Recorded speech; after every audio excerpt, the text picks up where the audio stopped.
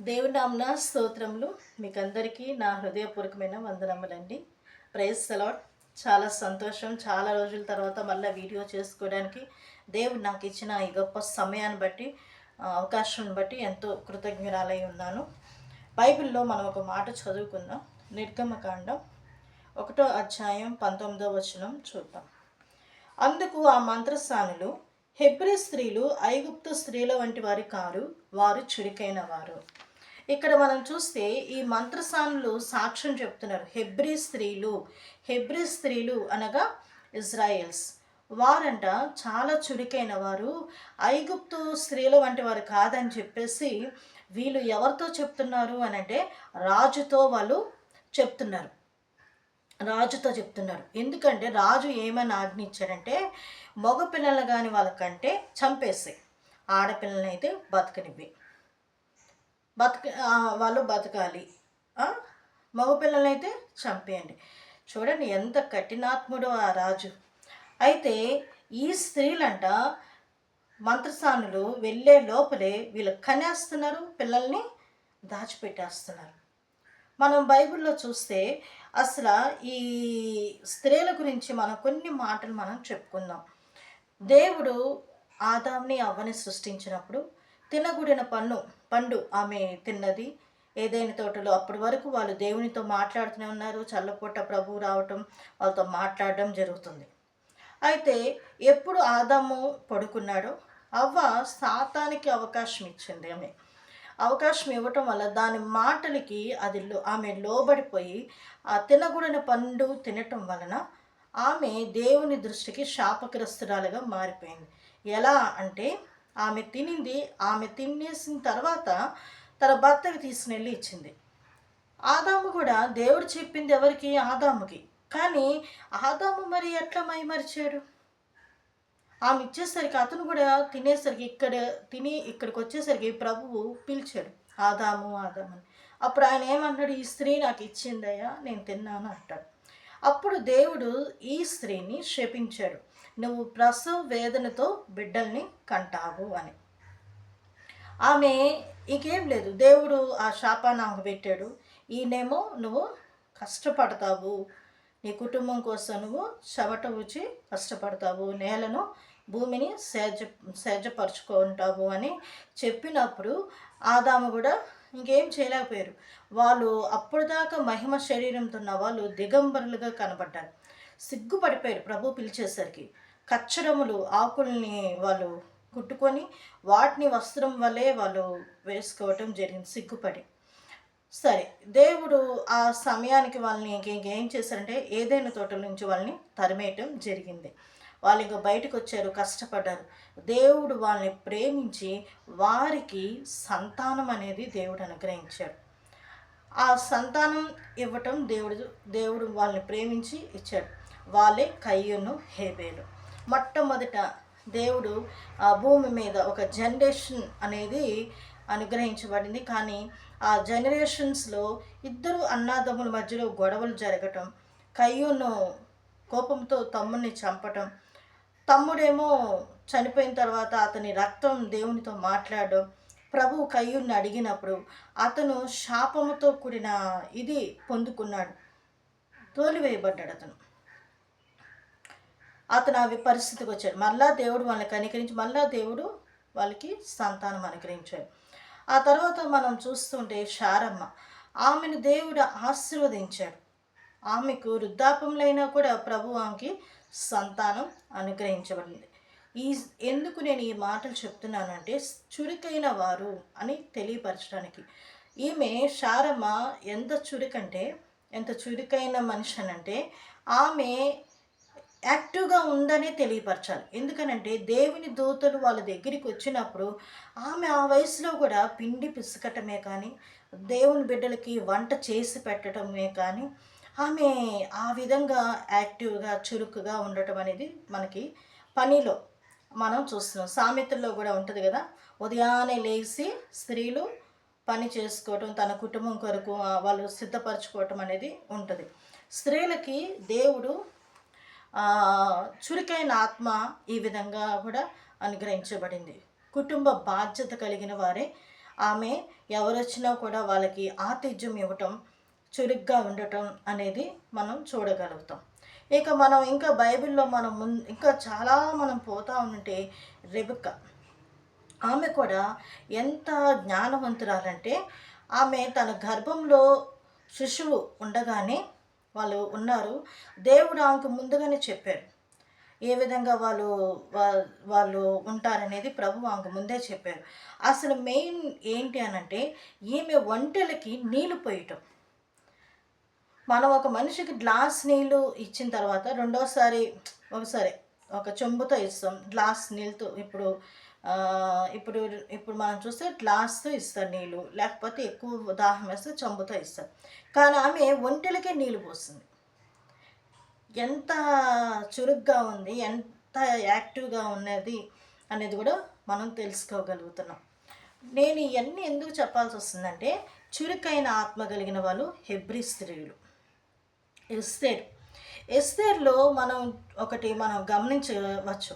ఏంటంటే తను తన భర్తతో చెప్పాలని వెళ్ళింది, కానీ చెప్పలేకపోయింది. తను వెళ్ళింది, ధైర్యం చేసి వెళ్ళింది, కానీ చెప్పలేకపోయింది. కానీ ఆమె ప్రార్థన చేసిందే, ఆ ప్రార్థన దేవుడు ఆలకించాడు. నాకు తెలిసి ఆయన చనిపోయేంత వరకు కూడా ఈ విషయం ఉండొచ్చు. ఎందుకంటే హామాన్ని భోజనాన్ని పిలిచినప్పుడు హామాను చేసిన అతను ఏదో క్షమాపణ అడగాలని ఆమె దగ్గర వచ్చినప్పుడు అది అతను వేరుగా కనబడడం వల్ల హామాన్ని చంపించడం ఉరి తీయటం, తను తీసుకున్న గోతిలో అతను తీయబడ్డం, కుటుంబం అంతా ఆ విధంగా వాళ్ళు నాశనం అయిపోవటం మనం చూసాం. అయితే బైబిల్లో మనం చూసాం. ఇక్కడ మనం చూస్తే ఎస్తేరు చెప్పాలనుకున్నది ఆమె మనసులో ఉన్నది ప్రభువుకు మాత్రమే తెలుసు. రాజుకి చెప్పలేదేమి. అసలు ఏ విషయం చెప్పకుండానే ప్రభువు ఈ విధంగా ఆమె పక్షా నుండి కార్యం చేసి, ఒకవేళ చెప్తే రాజు ఏ విధంగా తీసుకునేవాడు. కాబట్టి ప్రభువు ఏం చేశారంటే ఆమె మనసులో ఉన్నది ఆమె ముందుగానే ప్రభుతో విజ్ఞాపన చేసుకుంది. కాబట్టి ప్రభు ఆమెకి తెలియపరిచాడు.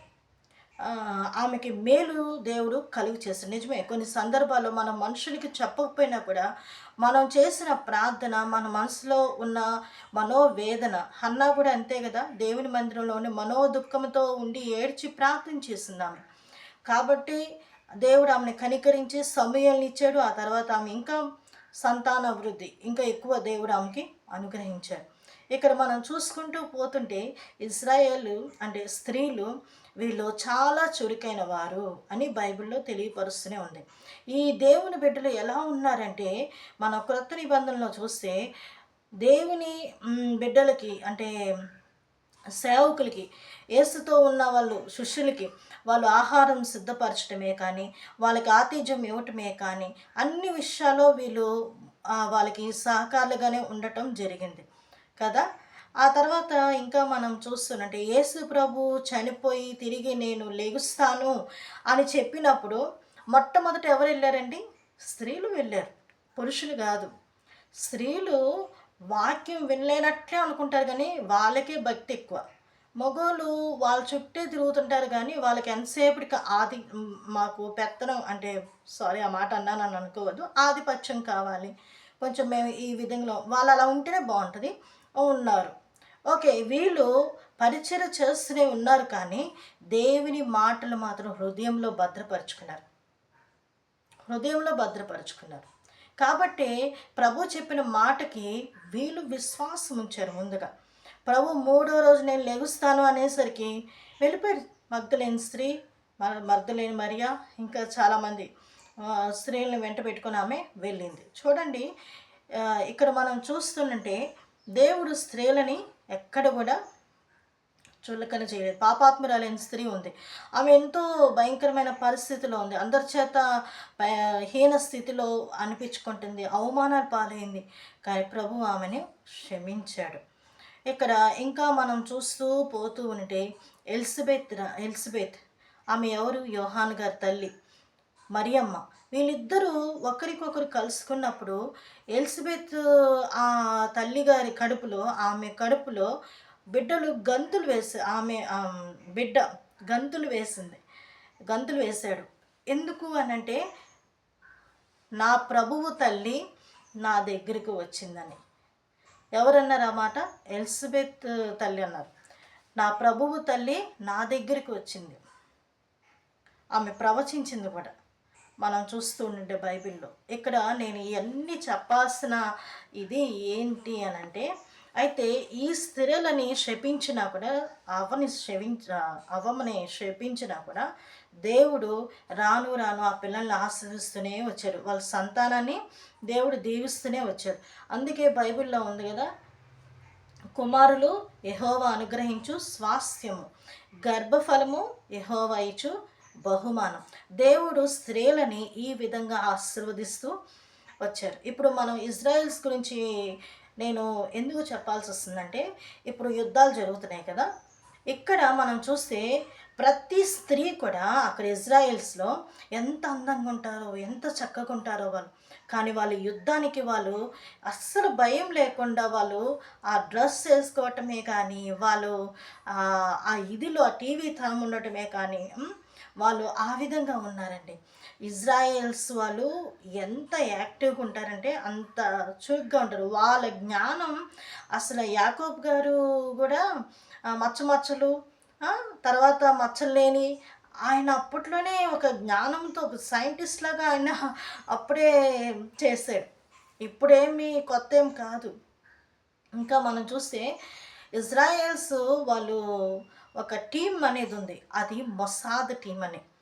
అసలు చూడండి, మనం చూస్తుంటే ఇజ్రాయెల్స్ మీద విరుద్ధంగా ఎవరు లేచినా కూడా ఏ ఆయుధము వద్దిల్లదంట.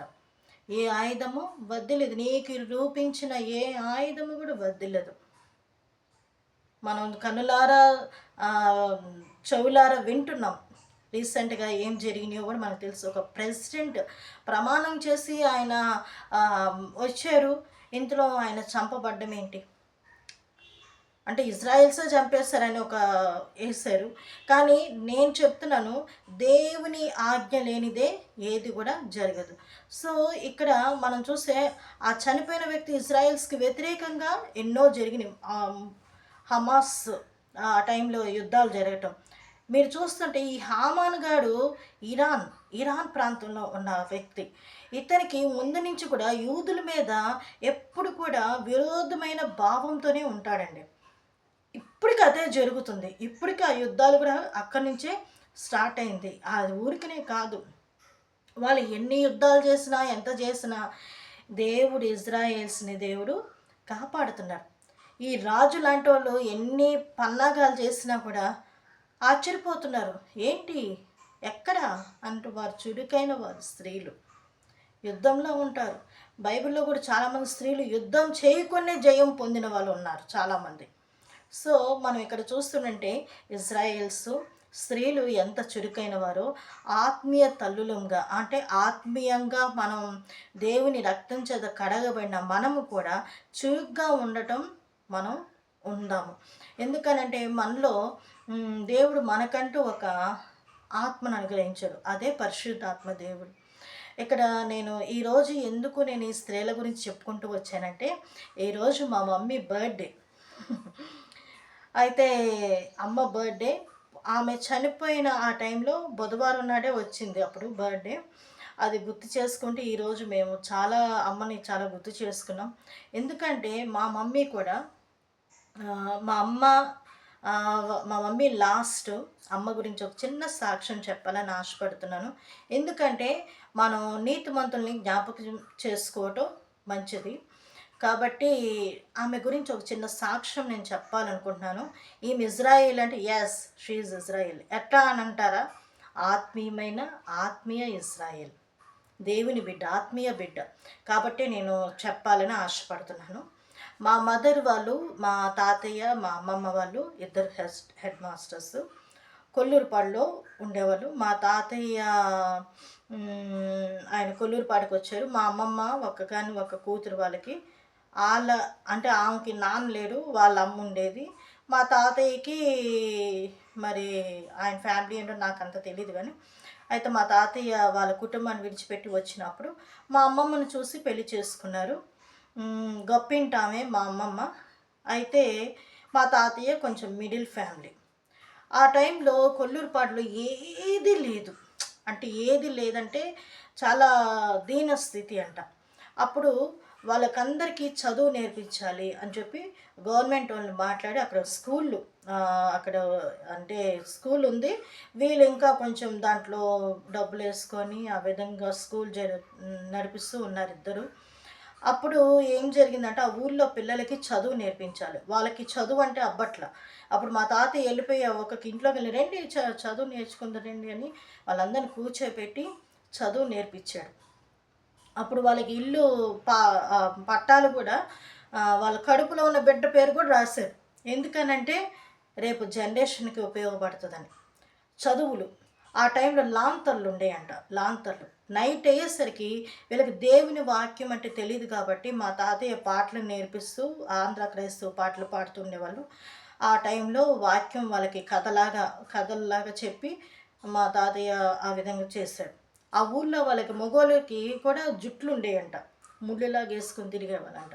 ఇలా ఉండకూడదు మనము అని చెప్పేసి మనం షర్ట్ వేసుకోవాలి అని చెప్పేసి వాళ్ళకి చొక్కాలు, ఆ తర్వాత వాళ్ళకి ఆ జుట్టు కట్ చేసేసి మంచిగా ఉండటం, లేడీస్కి మంచిగా వాళ్ళ డ్రెస్ అంటే మంచి చీరలు కట్టుకోవటం అట్లా కొంచెం ఆయన జరిగింది.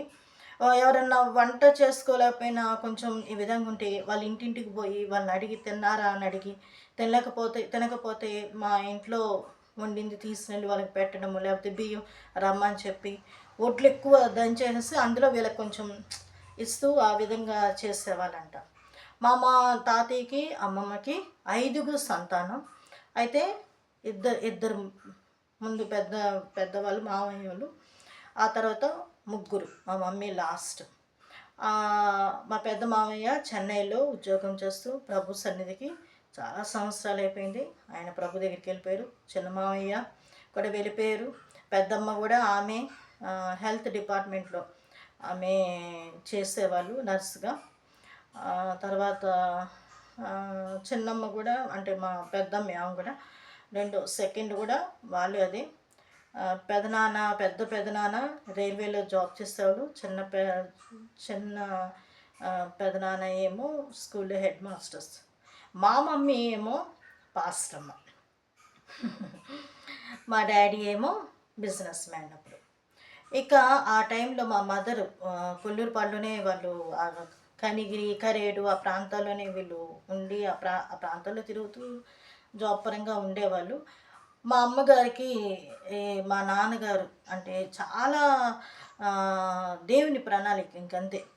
ఇక ఈ సంబంధం కుదిరింది. ఆ తర్వాత మా అమ్మగారు దేవునిలో ఎదగటం అనేది మా తాతయ్య వాళ్ళ దగ్గర నేర్చుకుంది. ఆ తర్వాత ఆమె హోసన్నా మినిస్ట్రీస్ ఎప్పుడు పరిచయమైందో ఎంతో ఆత్మీయంగా నడిపించబడుతూ ఎంతో బలపరచబడుతూ మా మదరు ఉండేవాళ్ళు. ఆమెకి మేము ముగ్గురం సంతానం. అయితే మా మదర్ మాకు చాలా నేర్పించిందండి. ఆత్మీయంగా ఎదగటమే కానీ పాఠాలు చెప్పి మాకు స్కూల్ నుంచి వస్తే ఆ లెసన్స్ మాకు మా మదర్ కూడా చదువుకున్నారు. ఆమె చెన్నైలో కూడా జాబ్ చేశారు నర్స్గా. ఆమె అంటే ఏమంటారు మెడిసిన్స్ వాటి మీద ఏమే ఇది ఉండేది. అసలు ఈమెకి జాబ్ వచ్చేది. మా చెల్లి కడుపులో ఉండటం వల్ల ఇంకా అది ఆమెకు పోయింది. అది కానీ డాడీ కూడా బిజినెస్ చేస్తున్నారు కాబట్టి ఇంక ఓకే అనుకున్నారు. అప్పుడు యేసుని గారు పరిచయం అవటం, ఆ తర్వాత సంపూర్ణంగా ప్రభు కోసం మా నాన్నగారు మా అమ్మగారు ఇద్దరు ప్రభువుకి సమర్పించుకున్నారు. వాళ్ళు సమర్పించుకుంటూ మమ్మల్ని కూడా ప్రభుల్లో ఎదిగింప చేశారు. మా మదరు చిన్నప్పటి నుంచి కూడా మా ముగ్గురికి మంచి మాటలు నేర్పిస్తూ భక్తిగా పెంచడం జరిగింది. మా నాన్నగారు కూడా ఆయన హార్మోని వాయించేవాళ్ళు. ఆయన వాయిస్తున్నప్పుడు మేము ముగ్గురం కూర్చొని పాటలు పాడుతూ ఆ విధంగా నేర్పించేవాళ్ళు. మేము నేర్చుకునేవాళ్ళం నైట్ ప్రార్థనప్పుడు. అమ్మ మమ్మల్ని ఎలా పెంచిందంటే డాడీ కూడా ఎట్లా అంటే మన మంచం ఎంతో అంతవరకే మనం ఉండాలి, అంతేగాని అధికంగా ఎప్పుడు కూడా పోకూడదు అని చెప్పటం కానీ, ప్రార్థన అనే విశ్వాసం ఎలా ఉండాలని డాడీ చెప్పేవాళ్ళు. అమ్మ కూడా అట్లాగే నేర్పించేవాళ్ళు. ప్రార్థన మాకు ఏదైనా కావాలంటే ప్రార్థన చేసుకోండి దేవుడు ఇస్తారనేది. అట్లా మేము ప్రార్థన చేసుకుంటే అక్కడ ఆల్రెడీ మేము అడిగింది తెచ్చేసి పెట్టేవాళ్ళు. అయితే మేము ప్రార్థన చేసుకుని ఆమేన్ అని ఇట్లా కళ్ళు తెరిచే లోపల ఆ వస్తువు ఉండేది. ఇంక మేము సంతోషించేవాళ్ళం దేవుడు మాకు అనుగ్రహించాడని. ప్రతీది కూడా విశ్వాసంతోనే మేము అడుగులు వేస్తూ వచ్చామండి. ప్రభువు ఆ విధంగా మా తల్లికి, మా తండ్రికి కూడా దేవుడు మంచి జ్ఞానం ఇచ్చి మమ్మల్ని నడిపించడానికి దేవుడు సహాయం చేశాడు. ఈరోజు చాలా విషయాలు చెప్పుకున్నాము.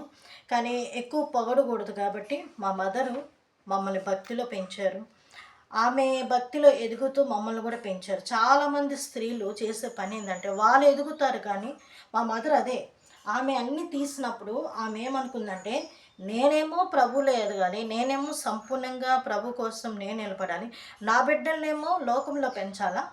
కాదు కాదు, నా బిడ్డలు కూడా దేవుళ్ళు ఎదగాలి, వాళ్ళు కూడా సంపూర్ణంగా దేవునిలో ఎదగాలని చెప్పేసి మా అమ్మలు కూడా ఆ విధంగా ప్రత్యేకించబడాలి నా పిల్లలు అంటే ఈ విధంగా ఉండాలి అని మమ్మల్ని కూడా చిన్నప్పటి నుంచి ఒక ప్రతిష్ఠిత అనుభవంలో మమ్మల్ని నడిపించుకుంటూ వచ్చారు. ఉపవాస ప్రార్థనలు అప్పుడు మాకు కూడా ఉపవాసాలు ఉంచేవాళ్ళు, ఒకరోజు ఉండమనేవాళ్ళు, ఒకరోజంతా అట్లా ఉండేవాళ్ళం చిన్నప్పటి నుంచి. ఆ విధంగా మేము ఎదిగామండి. మందిరంలోనే మేము పెరిగాం చిన్నప్పటి నుంచి. తర్వాత మా నాన్నగారు పక్కింటి ఐఎల్టీ జంక్షన్లో మా ఇంటి పక్కన వాళ్ళు టీవీ పెట్టేవాళ్ళు. అప్పట్లో కరోడ్ పట్ట ఏదో వచ్చేది ఆ టైంలో. అమితాబ్ బచ్చన్ క్విజ్ వస్తుండేది. స్కూల్స్లో ఏమో అడిగేవాళ్ళు, అవి ఏంటో మాకు తెలిసేది కాదు. ఇంటికి వచ్చి మేము మాట్లాడుకుంటే ఆ అంకుల్ అనేవాళ్ళు, మా ఇంట్లో చూడండి వస్తుంది పలానా టైం అని చెప్పేవాళ్ళు. కానీ మేము చూస్తేనే డాడీ వచ్చి మమ్మల్ని కొట్టేవాళ్ళు. అంటే సినిమాలు మేము చూడటం చూడకూడదు. ఇంకా చాలా కఠినంగా మమ్మల్ని నడిపించి సినిమాలు చూడకూడదు. కాబట్టి సినిమాలు కానీ ఏది కూడా మనం చూడకూడదు. అంటే టీవీ లేదా అంటే ఉంది, ఉన్న టీవీని మనం వద్దనుకున్నాం. కాబట్టి ఏంటంటే అవి కూడా వద్దు, అపవిత్రంగా అవుతారు, నా పిల్లలు దేవుళ్ళలోనే ఎదగాలని భక్తి భక్తి అని చెప్పి మమ్మల్ని మందిరంలో పెంచడం అనేది జరిగింది మా అమ్మ మా నాన్న. ఇంకొకటి ఏంటంటే మా అమ్మ భయం పెట్టాలంటే కళ్ళతోనే భయం పెట్టేస్తుంది. ఇట్లా చూసేది, కళ్ళతోనే చూస్తే భయం పెట్టిచ్చేసేది. తర్వాత అమ్మ మాకు చాలా ఆత్మీయంగా నేర్పించింది, బైబిల్ మాటలు చెప్పేది. నేను ముఖ్యంగా నాకు అసలు వర్డ్స్ పలకటం వచ్చేది కాదు. మా అమ్మ దగ్గర నేను కూర్చొని రాసుకుంటా వర్డ్స్ పలికిస్తూ మాట్లాడుతూ ఆ విధంగా నేను నేర్చుకున్నా. ఆత్మీయతలో కూడా నేను బాగా ఎదగడానికి దేవుడు సహాయం చేశాడు. నా ఇద్దరు చెల్లెళ్ళు కూడా, ఆఖరి అమ్మాయి అయితే ఇంకా అమ్మ చనిపోయేంత వరకు కూడా అసలు అమ్మ దగ్గర నుంచి వెళ్ళేది కాదు. ఆ స్కూల్కి వెళ్ళిందా వచ్చిందానికి అమ్మ వల్లనే ఉండేది ఆ పిల్ల. అంత ఇదిగా మమ్మల్ని ప్రేమతోనే పెంచుకుంటూ వచ్చారు. అలాంటిది సడన్గా ఒక ఈ విధంగా అయిపోవటం అనేది ఒక్కసారిగా జీర్ణించుకోలేకపోయాం. వెంటనే ముగ్గురికి మాకు తెలియని బలహీనతలు మాకు బయటపడిపోయినాయి అమ్మ చనిపోయిన తర్వాత. అప్పుడు దేవుడు మమ్మల్ని ఆదరించారండి, ఆదరించారు. ఎందుకంటే తల్లి తన చంటి బిడ్డను మరచును కానీ నేను నిన్ను మరువను. ఆ మాట రాత్రి నేను చాలాసేపు ఆలోచిస్తూ నేను ఉన్నప్పుడు ప్రభువా తర్వాత ఏంటి మా పరిస్థితి అని ఆలోచిస్తున్నప్పుడు దేవుడు నాకు ఇచ్చిన మాట నేను ఒకసారి చెప్పాలని ఆశపడుతున్నాను. యెషయా గ్రంథం 47వ అధ్యాయం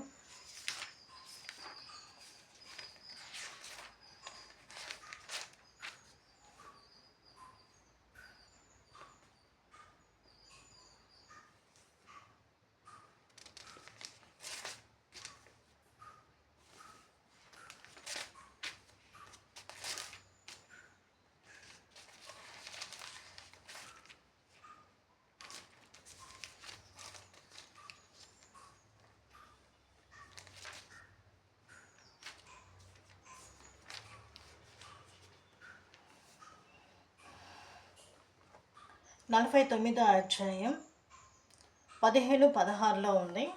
స్త్రీ తన గర్భమున పుట్టిన బిడ్డను కరుణింపకుండా తన చంటి పిల్లను మరచున వారైనా మరచెదరు, కానీ నేను నిన్ను మరువను.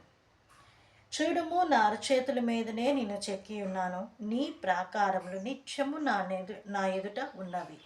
ఈ మాట నేను ఎంతో బలపరచబడ్డానండి. ఎందుకు అనంటే దినాలు దొల్లుతూ ఉన్నాయి, క్షణాలు దల్లు దినములు గడుచుచున్నవి, క్షణాలు దొల్లుచున్నవి. భయంకరమైన పరిస్థితిలో ఉన్నాం మనం అందరం ఇప్పుడు. విజయవాడ పరిస్థితి ఎలా ఉంది, అసలు భయంకరంగా ఉందిరా. అట్లా ఈ విధంగా రాబోయే దినాల్లో ఉంటుంది అని ఆలోచిస్తుంటే ప్రభువు నాతో మాట్లాడిన మాట, వారైనా మరుస్తారేమో కానీ నేను నిన్ను మరవను. ఆ మాట నన్ను చాలా ధైర్యం ఇచ్చింది. ఆ తర్వాత చూడుము నా అరచేతుల మీద నేను చెక్కి ఉన్నాను. ఈ వాక్యం నేను ఎప్పుడు, చూడుము నా అరచేతుల మీద చెక్కి ఉన్నాను అనే మాట ఎప్పుడు చెప్పుకుంటాను. అది వాగ్దానం కూడా మనం చెప్పుకుంటాం. ఇంకొక మాట ఏంటంటే దాని కింద, నీ ప్రాకారములు నిత్యము నా ఎదుట ఉన్నవి.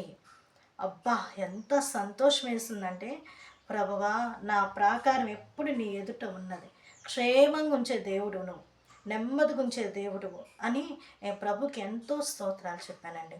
నేను ఈ దినాన్ని ఎందుకు నేను ఈ మాటలన్నీ చెప్పాల్సి వస్తుందంటే, దేవుని రాకడ అతి సమీపంగా ఉంది. అసలు విజయవాడలో పోయిన వారం మా దగ్గరికి రమేష్ పాస్టర్ గారు మా దగ్గరికి వచ్చారు. ఇప్పుడు కానీ అయితే ఆయన వచ్చేవాడా? దేవుడు ముందుగానే తన బిడ్డను ఒక డేట్ అంటూ ఫిక్స్ చేసి, ఆ దినాన నా బర్త్డే ఏంటో మరి ఆ విచిత్రంగా, ఆ రోజు నా బర్త్డే, ఆ రోజే కూటమైందో మరి విచిత్రంగా ఆ దైవ సేవకులు వచ్చి వాక్యం చెప్పి వాళ్ళు తృప్తి చెంది వాళ్ళు తిరిగి వెళ్ళిపోయారు. వాళ్ళు తిరిగి వెళ్ళిన తర్వాత దేవుడు మళ్ళా వారు పరిచర్య కూడా దేవుడు ఆశ్చర్యకరంగా జరిగిస్తూ వచ్చాడు.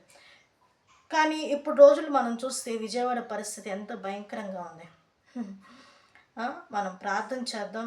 ఎందుకని అంటున్నానంటే, విజయవాడలో ఎంతోమంది స్త్రీలు అల్లాడిపోతున్నారు, బాలింతలు ఉన్నారంట, గర్భిణీ స్త్రీలు, చంటి బిడ్డల్ని.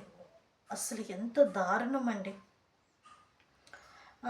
ఈ పరిస్థితి వస్తుందని ఎవరు కలలో కూడా అనుకోలేదమ్మా. విజయవాడ ఈ పరిస్థితికి వస్తుంది అని అనుకోలే. ఖమ్మంలో కూడా చూడండి రోజులు ఎలా ఉన్నాయో. మనం అనుకోనని గడియలు అనుకోనని జరుగుతూ ఉంటాయి. అందుకే మనం ఎప్పుడు కూడా క్షేమంగా మన ప్రాణమా తినుము తాగుము సుఖించము అని అంటానికి లేదు. ఏ సమయంలో ఎలా ఉంటుందో అనే భయముతో మన జీవితాలు కాపాడుకుంటూ ఆత్మీయతలో ముందుకు సాగాలి. అందుకే ప్రభువు దినము ఈ దొంగ వలె వస్తానన్నాడు. ఎప్పుడు వస్తాడో మనకు తెలీదు. కాబట్టి మనం చురుగ్గా దేవుని కొరకు మనం చురుగ్గా ఉంటూ ప్రభువులో ఎదుగుతూ మన ఆత్మ ఎప్పుడు, శరీరం బలహీనమై ఉండొచ్చు కానీ ఆత్మ ఎప్పుడు సిద్ధంగానే ఉండాలి. అలాగే ఇంకొక విషయం ఏంటంటే, నాకు ఒక కేసు, మనం కోల్కతా ఆ కేసు మనకందరికి తెలిసిందే. అయితే నాకు ఏదన్నా ఇట్లాంటివి విన్నప్పుడు నాకు ఈ బ్యాక్ సైడ్ ఈ వెన్నెముకలో నుంచి వణుకు వస్తుంది, చలి వచ్చేస్తుంది, టెన్షన్ పడిపోతా. ఏదైనా హాస్పిటల్స్ పైకి నేను గంభీరంగా ఉంటాను కానీ చాలా లోపల వణుకు వస్తుంది నాకు. అయితే నేను ఆ రోజు వణికిపోయాను, చాలా భయపడ్డాను. అలాగే నేను ప్రార్థన చేసుకుని పడుకుని పోయాను. అయితే రోజు ఈ మధ్యన ఉలిక్కిపడి లేగటం, అలారం కూడా పెట్టుకున్నాను. ఓకే, ఉలిక్కిపడి లేగటం కొంచెం. ఇంకా నేను ఈ అమ్మాయి కేసు విషయంలో అందరూ పోరాటంలో నా చిన్ని ప్రార్థన పోరాటం, మనందరి చిన్ని ప్రార్థన పోరాటం, అందులో నాది కూడా ఒక చిన్న ప్రార్థన పోరాటం ఏంటంటే, ప్రభువా ఆ పాపకి న్యాయం చేయండి, ఆ దొంగలు ఎవరో బయటికి రావాలి, పరిస్థితులు దారుణంగా ఉన్నాయి. ఆడపిల్లకి ఒక మంచి గోల్డ్ మెడల్ వస్తుందండి ఆ అమ్మాయికి, వివాహం చేసుకోవాల్సిన అమ్మాయికి ఈ పరిస్థితికి రావటం ఏంటి, ఒక మంచి పొజిషన్లోకి రావటానికి ఎంత ప్రయాసపడి ఉంటుంది ఆ పాప అని నేను చాలా ఆలోచించి, అమ్మాయినే కాదు ఎంతోమంది రోజులు ఈ సెకండ్స్లో కూడా, ఈ నిమిషంలో కూడా ఎంతోమంది ఆడపిల్లలకి అన్యాయం జరుగుతుంది, అత్యాచారాలు జరుగుతున్నాయి, వ్యభిచారం జరుగుతుంది. కాబట్టి నేను ఆలోచించి భయం అనేది పట్టుకుంది నాకు. అయితే నేను ప్రార్థన చేశాను, నేను చేసుకుంటూ ఉన్నాను, చేస్తూ ఉన్నాం, మనం అందరం పోరాటం జరుగుతూ ఉంది.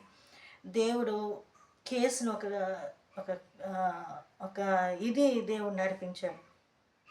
ఏమి ఆడపిల్ల నోరు తెరిచి ఆ అమ్మాయికంటూ ఒక స్వాతంత్రం లేదా, వాయిస్ రేస్ చేయడానికి లేదా,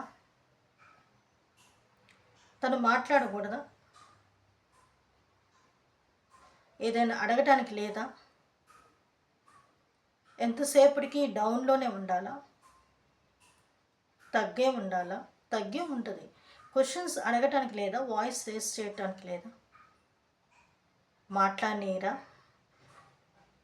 ఎన్నో ప్రశ్నలు ఆడపిల్లలకి ఉంటాయి, కానీ అవి చెప్పుకోలేక లోపల కుమిలిపోతూ బలహీనపరచబడుతూ ఉండేవాళ్ళు ఉన్నారు బయట ప్రపంచంలో. కాబట్టి మనం చూస్తుంటే ఈ అమ్మాయి విషయంలో అయితే నేను ప్రార్థన చేస్తూ ఉన్నాను. ఎంతోమంది ఆడపిల్లలు ఉన్నారు, యేసయ్య కాపాడండి. అందుకే మనము ప్రార్థన చేయాలి. దేవుని బిడ్డలు మనం ఆత్మీయ స్త్రీలమి మేము చురుగ్గా ఉండాలి అని అనుకునే బదులు మనము ఏం చేయాలంటే, మన చురుకుతనం ఏంటంటే, ఇలా లోకంలో అదే కానీ ఆ బిడ్డ యేసయ్యని నమ్ముకొని రక్షణ పొంది ఉంటే ఎంత బాగుండేది. మనం ప్రార్థన చేయాలి. ఎంతోమంది అన్య స్త్రీలు ఉన్నారు, ఎంతోమంది రకరకాల పరిస్థితిలో ఉన్నారు. అమ్మాయిల కోసం ఆత్మీయ స్త్రీలంగా మనము కూడా ప్రార్థన చేద్దాం, చురుగ్గా ఉందాం. అమ్మాయిల క్షేమం కొరకు ప్రార్థన చేద్దాం. అమ్మాయిలైనా మగోళ్ళు కాదంటే వాళ్ళు కూడా వాళ్ళ కోసం కూడా ప్రార్థన చేద్దాం. దేవుడు కనికరించాలండి. ఈ రోజులు బాగోలేదు. తర్వాత దేవుడు అంటున్నాడు కదా, నేను నిన్ను మరవను. ఆయన మరవడు మనల్ని. మనుషులు మరవచ్చేమో కానీ దేవుడు మాత్రం మరవడు. ఆయన ఎప్పుడు ఆయన మన మీద ఒక మంచి ప్రేమతోనే ఆయన ఉన్నారు కదా. మన ప్రాకారంలో ఆయన ఎదుట ఉన్నవి. ఇంకా నాకు భయం పోయింది. ప్రభువా, భయం కాదు కానీ ఒక అధైర్యం వచ్చింది. అయ్యో ఎట్లా తండ్రి అని నేను కొన్ని ఆలోచించినప్పుడు, అధైర్యం చెందినప్పుడు ప్రభు నాకు ఈ వాక్యం ధైర్యాన్ని దేవుడు ఇచ్చాడు. అందుని బట్టి స్తోత్రం స్తోత్రం స్తోత్రం స్తోత్రం. అలాగే దేవుడు మనల్ని కాపాడుకుంటూ వచ్చారండి. ఒక చిన్న ప్రార్థన చేద్దాం. విజయవాడలో జరిగిన, ఇప్పుడు ఖమ్మంలో ఉన్న పరిస్థితులు ఇంకా 2 రోజులు చాలా భయంకరంగా ఉంటుందంట. మరి మన మందిరాలే కానీ, సేవకులే కానీ, విశ్వాసులే కానీ, లోకంలో ఉన్న ప్రతి ఒక్కరిని కూడా మనం జ్ఞాపకం చేసుకుందాం. క్షేమం కలిగేటట్లు మనం ఒక్కసారి ప్రార్థన చేద్దాం. స్తోత్రం స్తోత్రం స్తోత్రం. పరిశుద్ధులైన దేవా, ప్రేమ స్వరూపి నీకు స్తోత్రం తండ్రి. అయ్యా తండ్రి, ఇప్పటి వరకు నీ మాటల చేత మాట్లాడుతూ వచ్చినందుకు స్తోత్రం తండ్రి. అయ్యా ఈ దినం తండ్రి కాపాడుకుంటూ మమ్మల్ని నడిపించారు. హెబ్రీ స్త్రీలు చురుకైన వారన్నావు తండ్రి. ఐగుప్తు స్త్రీల వంటి వారు కాదని తండ్రి. స్త్రీలు ఏ విధంగా చురుగ్గా ఉంటారో తెలియపరుచుకుంటూ వచ్చారు యేసయ్య. ఆత్మీయ బిడ్డలమైన మేము ఇజ్రాయెల్స్ మీ తండ్రి, నీ బిడ్డలమైన మేము అంటుకట్టుబడిన వారం తండ్రి. అయితే తండ్రి మేము ప్రార్థన చేస్తున్నాం, మా మొర ఆలకించండి తండ్రి. అయ్యా తండ్రి దేవా, విజయవాడలో భయంకరమైన ఫ్లడ్స్ తండ్రి, దయచేసి వాటిని ఆపండి తండ్రి. ప్రజల్ని తండ్రి కాపాడండి. ఎంతోమంది ఆకలితో అలమటిస్తున్నారు తండ్రి, వారి ఆకలి తీర్చండి. మందిరాల్లో నీళ్ళు వచ్చేసి యేసయ్య దేవా, దయచేసి వాటిని అన్నింటినీ తండ్రి దూరం చేయండి. సేవకులకి క్షేమాన్ని దయచేయండి, వారి ఆకలి తీర్చండి స్వామి. నీకు స్తోత్రం. ఖమ్మంలో కూడా తండ్రి, అక్కడ కూడా ఎంతోమంది ప్రాణాలు కోల్పోయి ఉన్నారు, కుటుంబాలు పోగొట్టుకుని ఉన్నారు దేవా. భయంకరమైన పరిస్థితులు అన్ని ప్రాంతాల్లో ఉన్నాయి తండ్రి. చంటి బిడ్డలు కూడా తండ్రి ఆ నీళ్ళల్లో తండ్రి యేసయ్య వాళ్ళు ఎంతో జాగ్రత్తగా తీసుకుని వెళ్తూ కాపాడుకుంటున్నారు స్వామి. దయచేసి ప్రతి ఒక్కరిని మీరు కాపాడండి తండ్రి దేవా. మీరే కృప చూపించండి, కనికరించండి తండ్రి, క్షమించండి, సమస్త దోషాన్ని తొలగించండి తండ్రి. నీకు స్తోత్రం తండ్రి. మీరే కృప చూపించమని దేవా. అలాగే తండ్రి, మేము ఆత్మీయమైన బిడ్డలు మీ చురుకుగా ఉండి తండ్రి దేవా, ఇటువంటి తండ్రి దేవా వీటి విషయంలో ప్రార్థన చేస్తూ ప్రజల క్షేమం కొరకు ప్రార్థన చేసే వారంగా ఇంకా మరింతగా మాకు ఇచ్చిన ఈ భారాన్ని బట్టి స్తోత్రం తండ్రి. యవనస్తులైన ఆడపిల్లల్ని కాపాడండి, చంటి బిడ్డలకి క్షేమాన్ని దయచేయండి, వృద్ధులకి మీరు కాపాడండి తండ్రి. అలాగే బ్రదర్స్ కూడా వాళ్ళు చేస్తున్న ఉద్యోగాల్లో ప్రమోషన్స్, వ్యాపారంలో నష్టం రాకుండా లాభాలు రావాలి యేసయ్య దేవా. తండ్రి ప్రతి వృద్ధుల్ని కూడా మీరు కాపాడండి తండ్రి. శరీరంలో ఏ బలహీనతలు ఉండకూడదు యేసయ్య. మంచి ఆరోగ్యం దయచేయండి, క్షేమాన్ని దయచేయండి. ఈ దినం తండ్రి కావాల్సిన కృపను ప్రతి ఒక్కరికి దయచేయండి స్వామి. నీకు స్తోత్రం తండ్రి. నీ మాటల చేత మీరు మాట్లాడించినందుకు స్తోత్రం. దీవించమని యేసు నామములో అడుగుచున్నాము తండ్రి. ఆమేన్ ఆమేన్. ప్రైజ్ లార్డ్ అండి. చాలా సంతోషం మీరు నాతో పాటు ఏకీభవించి ఈ విధంగా ప్రార్థన చేయడానికి.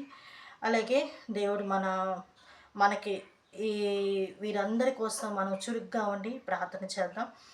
ఆత్మీయమైన ఇజ్రాయేల్స్ మనం చురుకైన వారమే, మనం చురుగ్గా ఉండి ప్రార్థన చేద్దాం. Okay, praise lord.